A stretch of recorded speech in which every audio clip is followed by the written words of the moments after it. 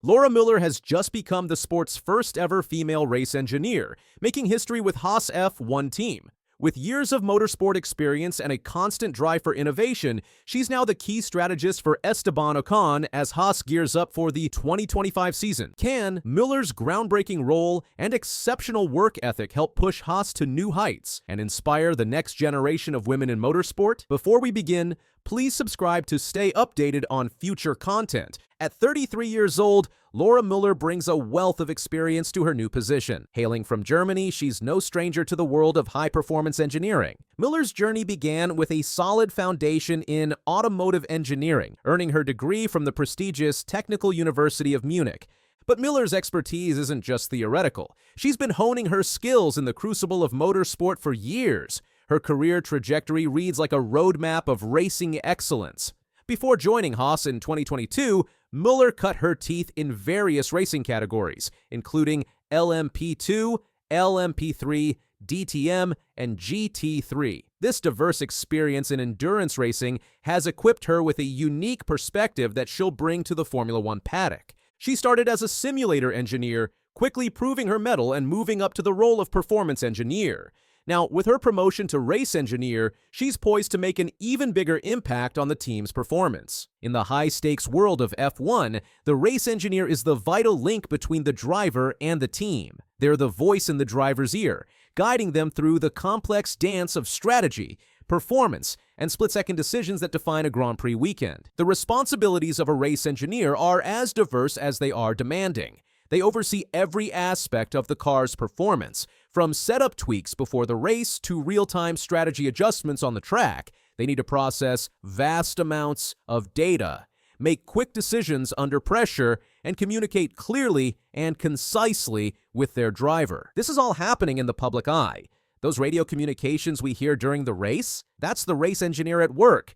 Their voice broadcast to millions of fans around the world. It's a high-pressure role that requires not just technical expertise, but also excellent communication skills and a cool head under pressure. So, how did Müller land this coveted position? Her appointment is part of a broader restructuring at Haas for the 2025 season. She'll be working with Esteban Ocon, who's joining the team as part of an all-new driver lineup, alongside Oliver Bearman. Haas team principal Ayao Komatsu had high praise for Müller, emphasizing that her selection was based purely on merit. Laura, she's a pretty determined character and she's very hardworking. Her work ethic is really good. Komatsu went on to highlight Müller's problem-solving skills. What she's really good at is so when she sees the problem, she digs deep and she doesn't stop at the first answer. You know, some people, when they find an answer, the first answer, they stop there saying, "Oh, great, I found the solution, move on."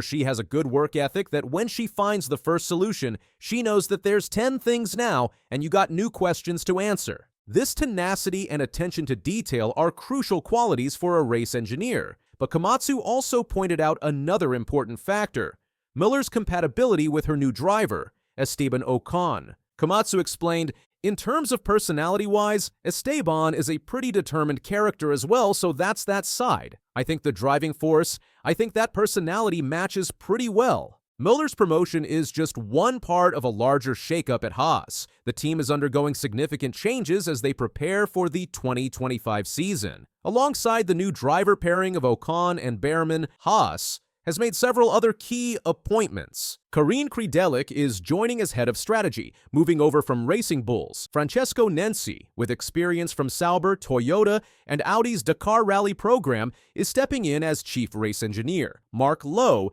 has been appointed as sporting director, while Ronan O'Hare, like Müller, has been promoted from within to become race engineer for Oliver Bearman. Why such sweeping changes? Komatsu was candid about the team's motivations. "I felt the trackside team was one of the weakest areas last year, and the more the car became competitive, that exposed it more. Towards the end of the year, we had the 5th fastest car, but in terms of execution, we should have finished P6 in the Constructors' Championship, but we didn't. Part of it was we left too many points on the table from the trackside operation, so I really needed a step up." These changes represent a concerted effort by Haas to address their weaknesses and improve their competitiveness and consistency. It's a bold move, but one that could pay off handsomely if it allows the team to maximize the potential of their car. Müller's appointment isn't just significant for Haas. It's a milestone for Formula One as a whole. In the 75-year history of the sport, she will be the first full-time female race engineer. This breakthrough comes as part of a growing trend of women taking on senior roles in F1 teams. We've seen examples like Hannah Schmitz at Red Bull, who has played a crucial role in the team's strategic decisions. Ruth Buscombe made her mark at Sauber, while Bernie Collins contributed significantly at Aston Martin before both moved to broadcasting careers. These women have paved the way, showing that talent and expertise are what matter in F1, regardless of gender. Müller's appointment has the potential to inspire a new generation of women to pursue careers in motorsport engineering. It sends a powerful message that there are no barriers to success in F1 except those of talent and determination. Haas finished 7th in the 2024 Constructors' Championship, marking their best results since 2018. However, they're operating with limited resources compared to some of their rivals. Haas has a unique structure in F1, with a partnership with Ferrari that sees them buying as many parts as permitted by the regulations. Their design team is based in Italy, they use Ferrari's wind tunnel, and their race team operates out of a modest factory in Banbury, Oxfordshire. Despite these constraints, Haas has shown flashes of real competitiveness. Komatsu noted that towards the end of last season, they had the 5th fastest car on the grid. The challenge now is to convert that raw pace into consistent results, and that's where the restructured trackside team, led by Müller and her colleagues, comes in. Looking ahead, expectations are high for the Müller-Ocon partnership. Both are known for their determination and work ethic, qualities that could mesh well as they push to extract maximum performance from the Haas car. For Haas as a team, the goal will be to build on their recent progress and challenge for higher positions in the Constructors' Championship. They've shown they can produce a quick car. Now it's about consistently translating that speed into points on Sundays. But perhaps the most exciting aspect of Müller's appointment is its potential influence on the future of F1. As the first female race engineer, she's not just breaking new ground, she's potentially opening the door for many more to follow. Laura Müller's appointment as Formula One's first female race engineer is more than just a personal achievement. It's a watershed moment for the sport, a sign of progress towards greater diversity and inclusion in motorsport. In the words of Haas team principal Ayao Komatsu, "We don't care about nationality, gender. It really doesn't matter because what matters is work, how you can fit into the team, how you can maximize the performance." It's this focus on merit and performance that has brought Müller to this historic position. Now, it's time to see what she can achieve on the world's biggest motorsport stage. Yes, the breaking news is Formula One news. Red Bull have announced that Sergio Perez will be leaving the team after 4 seasons. Man in the know, Craig Slater joins me now. Perez's exit from Red Bull came as a shock to many fans. After a challenging 2024 season, the team decided to part ways with the veteran driver. Perez's performance had taken a noticeable dip, with his last podium finish coming at the 5th race in China. This downturn in form had significant consequences for Red Bull, as they lost their grip on the Constructors' Championship, slipping to 3rd place behind McLaren and Ferrari. Well, it's no surprise this is happening, Mike. We've been reporting for some time that he would be replaced at Red Bull. His form was unsustainable. The statistics paint a clear picture of Perez's struggles. He managed to score only 152 points, a mere 34.70% of Max Verstappen's impressive 437-point haul. To put this into perspective, other team pairings showed much closer performance gaps. Oscar Piastri secured 292 points to Lando Norris's 374, while Carlos Sainz earned 290 points compared to Charles Leclerc's 356. These numbers highlight the significant disparity in performance between Perez and his teammates, which ultimately contributed to Red Bull's loss of the Constructors' Championship, with Red Bull finishing only 77 points behind Victor's McLaren. It's clear that better results from Perez could have made a substantial difference in the championship standings. Perez's career at Red Bull spanned 89 Grand Prix races, from Bahrain 2021 to Abu Dhabi 2024. His qualifying performances tell a tale of 2 halves. Up until the Miami Grand Prix in 2023, Perez maintained an average qualifying position of 5.1, consistently placing the car in the top 5. However, after Miami, his average qualifying position plummeted to 10.05, highlighting the extent of his struggles. This contrast in qualifying performance illustrates the sudden and drastic decline in Perez's form. The drop from an average position of 5.1 to 10.05 represents a significant loss of competitiveness. What led to this decline? Several factors seem to have contributed. The pressure of competing alongside Max Verstappen, coupled with car development that favored his teammates' driving style, created a challenging environment for Perez. The internal dynamics within the team and constant comparisons to Verstappen's performances only exacerbated the situation. Former McLaren mechanic Mark Priestley, speaking to Casino Uden Rofus, offered insight into the situation. It's not a major surprise. The only surprise with the Sergio Perez situation is that it's taken this long for a decision to be made. It's clearly a lot more complicated behind the scenes instead of the decision being made on the driver's performance. Otherwise, with Red Bull's history, Perez would have been gone a long time ago. This comment suggests that factors beyond just on-track performance may have played a role in the timing of Perez's departure from Red Bull. Now, at the age of 34 and soon to turn 35, Perez finds himself at a crossroads. In a recent press conference in Lyon, he said, "My priority is to enjoy myself, to do things I haven't done, to be with my family. In the next 6 months, I will make a decision on what I want for the next step in my career." This statement marks a significant shift in Perez's approach. For the first time in his career, he's taking a step back to reassess his priorities. But what's truly surprising is his openness about the uncertainty of his F1 future. He said, "It's too early to give an answer as to whether I intend to return to Formula One. Everything happened very quickly at the end of last season. I didn't expect to leave the team." Perez's focus on family life is a refreshing change from the relentless pursuit of racing glory. He explained, "My biggest motivation now is to take my children on a good path and be more present in their lives. I am very excited to be with my family because in F1 you only think about being a better driver. Preparing yourself better, you don't have time for anything else." These statements provide a glimpse into Perez's mindset following his departure from Red Bull. They suggest a period of reflection and a potential shift in priorities, with family life taking center stage for the first time in his career. But while Perez contemplates his future, his father, Antonio Perez Garibay, has hinted at a potential move to Formula E for his son. Antonio Perez Garibay told Spanish outlet Marca that, "Formula E is a category that has been going for 11 years and is still rising. Now it is the second best category, and in 5 years, it will be the main one. Watch out. We might see Checo Perez racing here. That wouldn't be a problem." This statement has caught the attention of Formula E insiders. Alberto Longo, co-founder of the all-electric racing series, was quick to respond to the possibility of Perez joining their ranks. Longo said, "We welcome him with open arms. I also say that it is not the decision of the championship's promoters, which is us, but rather his decision and then that of the main teams, because in the end, they are the ones who decide who sits in each of their cars." Longo's enthusiasm for potentially having Perez in Formula E is evident. In a previous statement to Sports Illustrated, he had said, "I talk to Checo constantly and I hope he makes a leap to the real competition." Formula E is his home. The doors are open to him, and he is welcome. The prospect of Perez in Formula E is intriguing. The series has been a popular destination for ex-F1 drivers, with 5 former F1 pilots set to compete in the 2025 championship.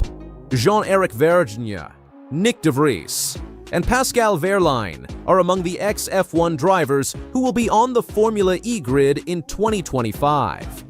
The more evenly matched cars in Formula E, combined with the series' focus on street circuits, could play to Perez's strengths.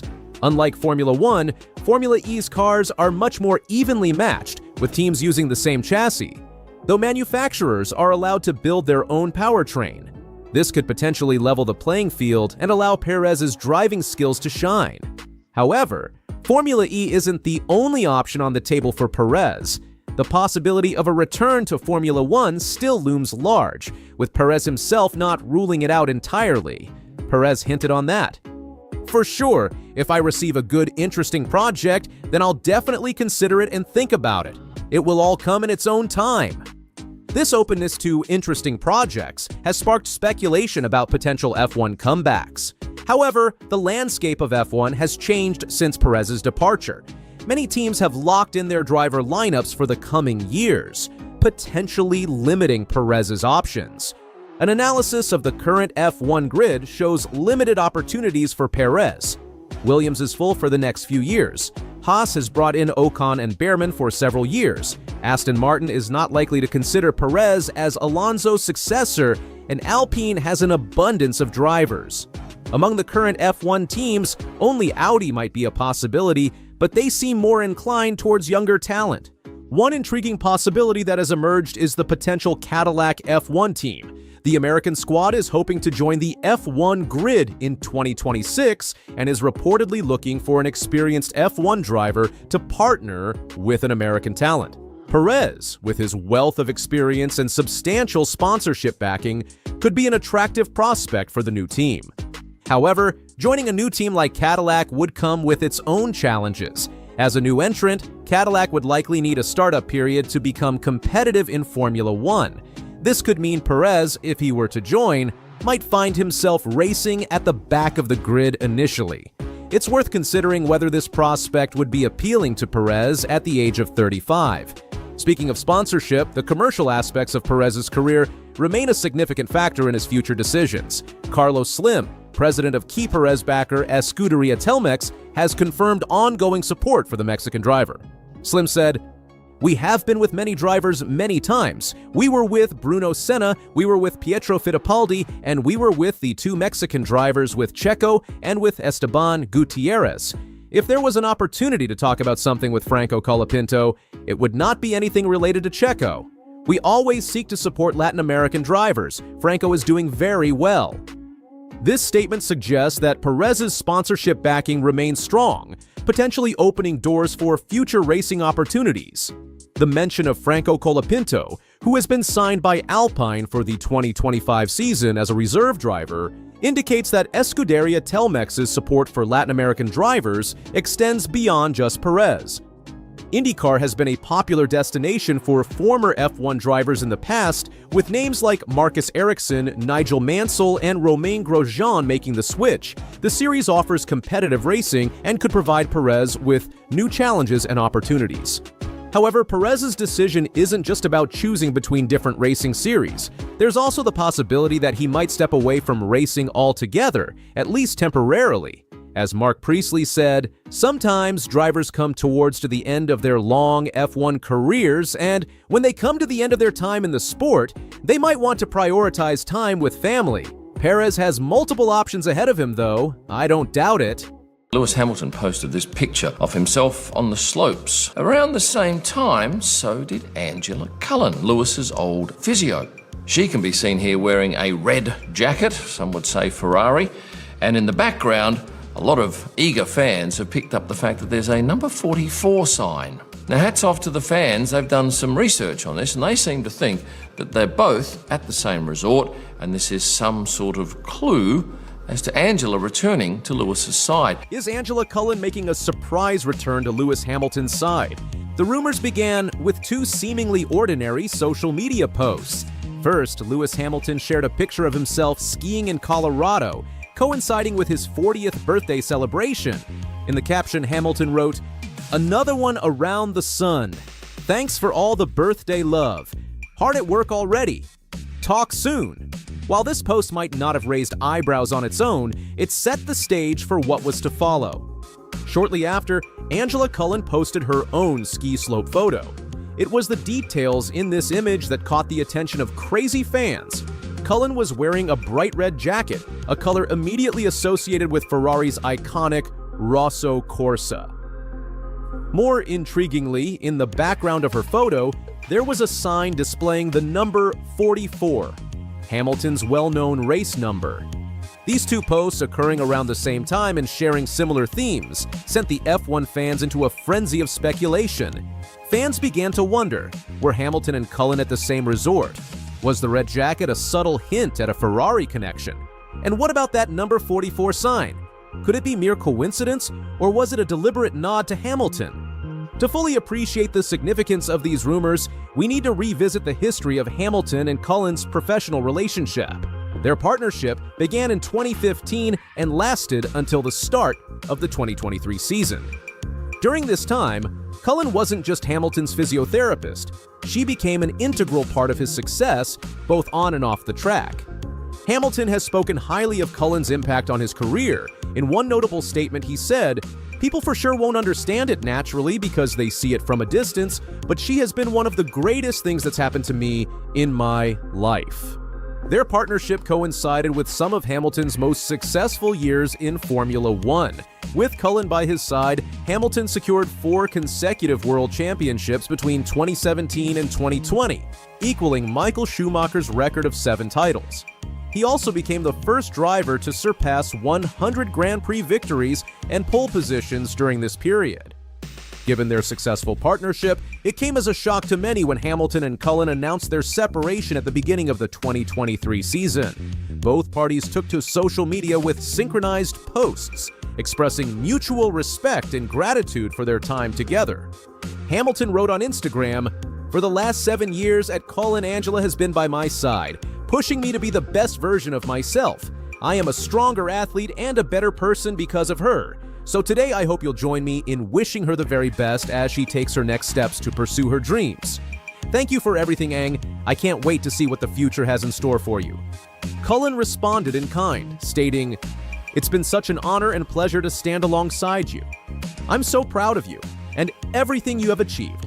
Thank you for supporting me, believing in me, and showing me the limitless potential we all have within us."